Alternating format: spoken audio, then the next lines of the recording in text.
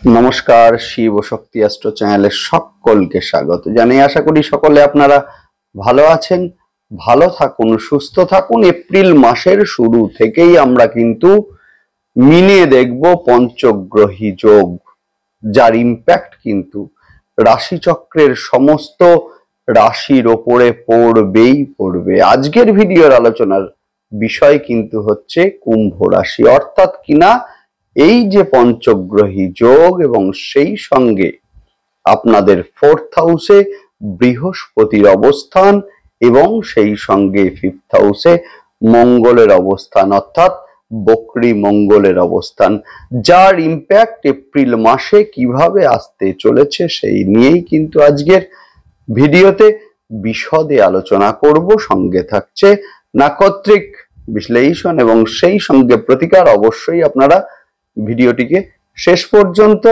দেখতে থাকুন।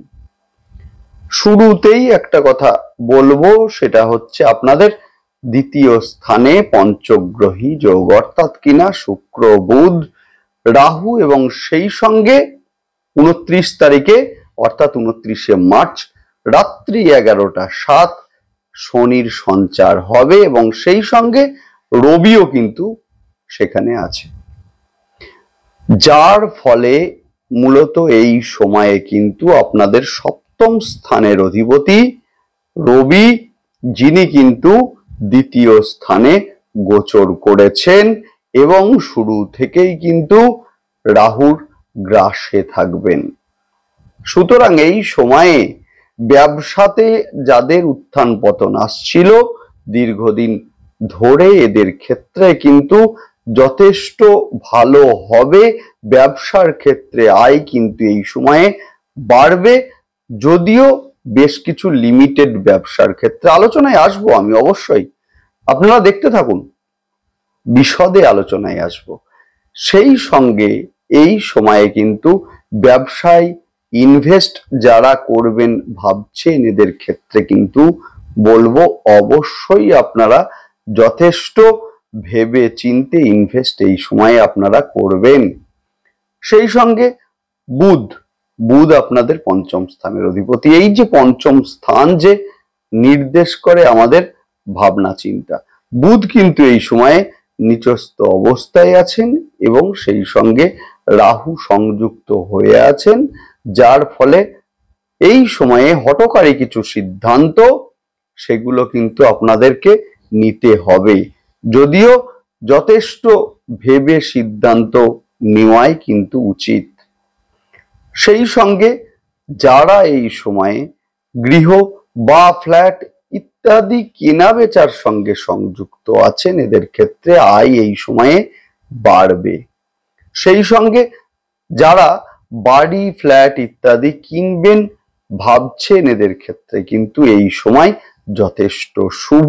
সেই সঙ্গে বাড়বে ধর্ম, আধ্যাত্ম, জ্যোতিষের দিকে একটা ন্যাক এবং সেই সঙ্গে যারা বিভিন্ন এনজিওর মধ্যে আছেন অথবা বিভিন্ন ধর্মীয় প্রতিষ্ঠানের মধ্যে সংযুক্ত আছেন, এদের ক্ষেত্রে কিন্তু আয় এই সময়ে বাড়বে।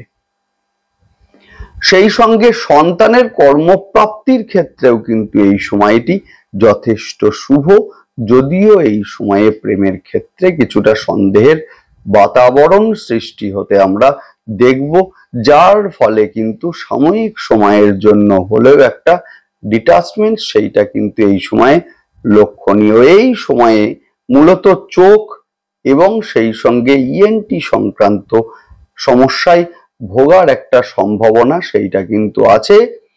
যাদের জন্মছকে রাহু শুভ অবস্থায় আছে, এদের ক্ষেত্রে ফটকা অর্থের একটা যে প্রাপ্তি সেইটা কিন্তু এই সময়ে দেখব আমরা, যদিও ব্যয় কিন্তু হঠাৎই এই সময়ে বাড়বে। সুতরাং এই সময়ে আয় এবং ব্যয়ের মধ্যে একটা ব্যালেন্স সেইটা কিন্তু আপনাদেরকে করতে হবে। যাই হোক, শুরু করব বিস্তারিত আলোচনা শুরু করার আগে সকলকে অনুরোধ করব অবশ্যই আপনারা চ্যানেলটিকে সাবস্ক্রাইব করবেন।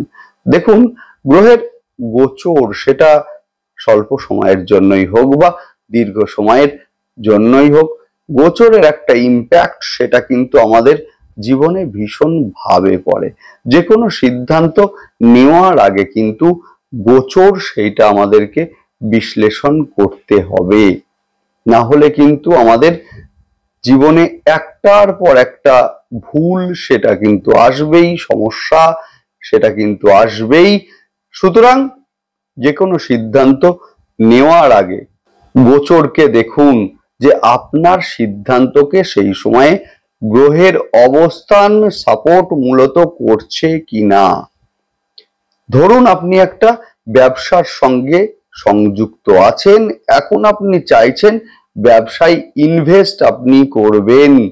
গ্রহের অবস্থান যদি আপনার সিদ্ধান্তকে সাপোর্ট না দেয়, সেই ক্ষেত্রে কিন্তু ব্যবসায় লস হবেই হবে, অথবা সেই ইনভেস্টমেন্ট আপনার হঠাৎ করে আটকে গেল। এই ধরনের ঘটনাও কিন্তু লক্ষণীয়। সুতরাং যে কোনো সিদ্ধান্ত নেওয়ার আগে গোচরকে দেখুন যে আপনার সিদ্ধান্তকে গোচর সাপোর্ট মূলত করছে কিনা। এখন আপনারা বুঝবেনটা কিভাবে? অবশ্যই আপনারা চ্যানেলটিকে সাবস্ক্রাইব করবেন, যাতে গ্রহের গোচরের সঙ্গে সঙ্গে সমস্ত ভিডিওর নোটিফিকেশন আপনাদের কাছে সহজে পৌঁছে যায়। যাই হোক, শুরু করব বিস্তারিত আলোচনা। নতুন বছর, এই বছরটা কিন্তু মঙ্গলের বছর, যার ফলে বছরটিতে কিন্তু কর্মপ্রাপ্তির একটা সম্ভাবনা সেইটা কিন্তু থাকবে। সেই সঙ্গে প্রমোশন সেইটাও কিন্তু এই সময়ে দেখব, এবং সেই সঙ্গে কমিউনিকেশন সেইটাও এই সময়ে বাড়বে। এখন বিষয় হচ্ছে কখন কি হবে, অবশ্যই আপনারা সঙ্গে থাকুন। সেই সঙ্গে অবশ্যই আপনারা চ্যানেলটিকে সাবস্ক্রাইব করবেন, জানতে পারবেন অবশ্যই আপনারা। আগামী 29শে মার্চ শনি কিন্তু গোচর করছেন মিনে রাত্রি 11টা 7 মিনিটে, যেখানে কিন্তু সৃষ্টি হবে পঞ্চগ্রহী যোগ, অর্থাৎ রবি, শুক্র, বুধ, রাহু, শনি। যে যোগটা কিন্তু সৃষ্টি হচ্ছে মূলত 30 বছর পর, এবং যার ইম্প্যাক্ট কিন্তু সমস্ত রাশির ওপরেই আসবে, কুম্ভও কিন্তু বাদ নয়। এখন বিষয় হচ্ছে ব্যবসার ক্ষেত্রে এই সময়টা যথেষ্ট শুভ, এবং সেই সঙ্গে ব্যবসায় এই সময়ে আর্থিক দিকও কিন্তু যথেষ্ট শুভ হবে। যাদের ব্যবসা দীর্ঘদিন ধরে একটা উত্থান পতনের মধ্যে ছিল, এদের ক্ষেত্রে কিন্তু একটা উন্নতি সেইটা কিন্তু এই সময়ে দেখবো আমরা। স্বামী বা স্ত্রীর শরীর নিয়ে কিন্তু এই সময়ে কিছুটা দুশ্চিন্তার সৃষ্টি সেইটা কিন্তু হওয়ার সম্ভাবনা আছে। যাদের জন্ম ছকে রাহু শুভ অবস্থায় আছে, এদের ক্ষেত্রে কিন্তু ব্যবসায় ফাটকা একটা অর্থ প্রাপ্তি সেইটা কিন্তু আমরা দেখব। যারা বাড়ি বা ফ্ল্যাট মূলত কেনা বেচার সঙ্গে সংযুক্ত আছেন, অথবা বাড়ি বা ফ্ল্যাট নির্মাণের সঙ্গে সংযুক্ত আছেন, ইন্টেরিয়র ডিজাইন অথবা মেডিসিন বা মেডিকেল রিলেটেড যে কোনো ব্যবসার সঙ্গে সংযুক্ত আছেন, খাদ্যদ্রব্যের ব্যবসার সঙ্গে সংযুক্ত আছেন, সেই সঙ্গে রেডিমেড যে কোনো পোশাকের ব্যবসার সঙ্গে সংযুক্ত আছেন, বিভিন্ন এনজিও বা সেবামূলক যে কোনো প্রতিষ্ঠানের সঙ্গে সংযুক্ত আছেন, ধর্ম, আধ্যাত্ম, জ্যোতিষ ইত্যাদির সঙ্গে সংযুক্ত আছেন, এদের ক্ষেত্রে আয় কিন্তু এই সময় বাড়বে। যদিও পিতার শরীর নিয়ে এই সময়ে কিছুটা ডিস্টারবেন্স সেইটা কিন্তু আমরা দেখব, অথবা পিতা অথবা পিতৃস্থানীয় যে কোনো ব্যক্তির সঙ্গে একটা মতবিরোধ সেইটা কিন্তু এই সময়ে দেখব আমরা। সেই সঙ্গে রবি, যে কিন্তু আপনাদের সপ্তম স্থানের অধিপতি, এপ্রিলের শুরু থেকেই আমরা কিন্তু তাকে আপনাদের দ্বিতীয় স্থানে অবস্থান করতে দেখব, যার ফলে কিন্তু এই সময়ে নতুন ইনভেস্টমেন্ট, অর্থাৎ ব্যবসার ক্ষেত্রে নতুন ইনভেস্ট করার আগে অবশ্যই আপনারা ভালোভাবে ভেবে তারপরে আপনারা ইনভেস্ট এই সময়ে করবেন। রবি যেহেতু রাহুর গ্রাসে থাকবে, এবং সেই সঙ্গে পার্টনারশিপ ব্যবসার ক্ষেত্রে এই সময়ে বুঝে আপনারা এগোবেন। এই সময়ে প্রতারিত হওয়ার একটা সম্ভাবনা সেইটা কিন্তু আছে। অনলাইনে লেনদেন সেটা কিন্তু যথেষ্ট সাবধানে করবেন আপনারা। যে কোনো অচেনা লিঙ্ক অথবা ওটিপি শেয়ার করা থেকে বিরত থাকুন। সন্তানের শরীর নিয়ে এই সময় অল্প বিস্তর দুশ্চিন্তা সেইটা কিন্তু সৃষ্টি হওয়ার একটা সম্ভাবনা আছে। যদিও যাদের সন্তান সফটওয়্যার ইঞ্জিনিয়ারিং অথবা ল, ম্যানেজমেন্ট ইত্যাদি নিয়ে পড়াশোনা করছেন, এদের ক্ষেত্রে কিন্তু কর্মপ্রাপ্তির সময় এটা।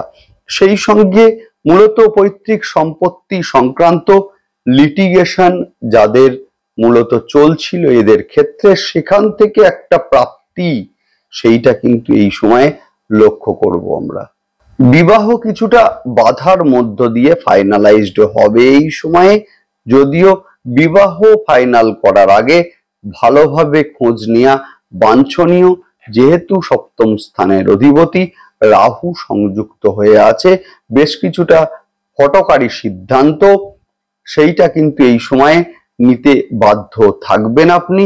যদিও সিদ্ধান্ত নেওয়ার আগে ভেবে আপনারা সিদ্ধান্ত নেবেন, সবচেয়ে ভালো হয় যেটা, সেটা হচ্ছে গুরুজনদের সঙ্গে আলোচনা করে সিদ্ধান্ত নিন। যেহেতু এই যে পঞ্চগ্রহী যোগ সৃষ্টি হচ্ছে বৃহস্পতির ক্ষেত্রে, বৃহস্পতি নির্দেশ করে গুরুজনদের, অর্থাৎ গুরুস্থানীয় ব্যক্তির সঙ্গে আলোচনা আপনারা করবেন। অবশ্যই সমাধান সূত্র বেরিয়ে আসবে। সন্তানের শিক্ষার ক্ষেত্রে সময়টি যথেষ্ট শুভ। সেই সঙ্গে যারা শিক্ষার কারণে বিদেশে যেতে চাইছেন, এদের ক্ষেত্রে কিন্তু এই সময় যথেষ্ট শুভ। প্রেমের ক্ষেত্রে এই সময় একটা সন্দেহের বাতাবরণ সৃষ্টি এবং যার মাধ্যমে সাময়িক সময়ের জন্য হলেও একটা ডিটাচমেন্ট সেইটা কিন্তু এই সময়ে লক্ষণীয়। কর্মক্ষেত্রে যে চাপ সেইটা কিন্তু বাড়বে। যদিও এই বছর কিন্তু কর্মপ্রাপ্তির ক্ষেত্রে যথেষ্ট শুভ। 7ই জুনের পর কিন্তু মঙ্গল মার্গী অবস্থায় সিংহে সঞ্চার করবেন, যার ফলে কিন্তু এই সময়ে কর্মপ্রাপ্তি সেইটা কিন্তু আমরা দেখব।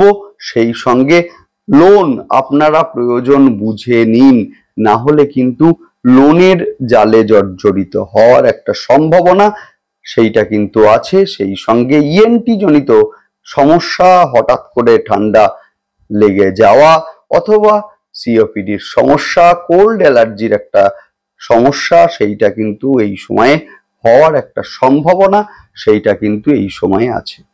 নেক্সট আলোচনা করব নাক্ষত্রিক বিশ্লেষণ নিয়ে। শুরুতেই বলবো ধনিষ্ঠা নক্ষত্রের জাতক জাতিকাদের ক্ষেত্রে হাতে আঘাত লাগার একটা সম্ভাবনা এই সময়ে আছে। কর্মক্ষেত্রে বাড়বে চাপ, সেই সঙ্গে কর্মস্থলে হঠাৎ করে এমন ঘটনা ঘটলো যা আপনার ধৈর্যচ্যুতির একটা কারণ হতে পারে। সুতরাং এই সময়ে কর্মস্থলে ধৈর্য রাখাটাই বাঞ্ছনীয়।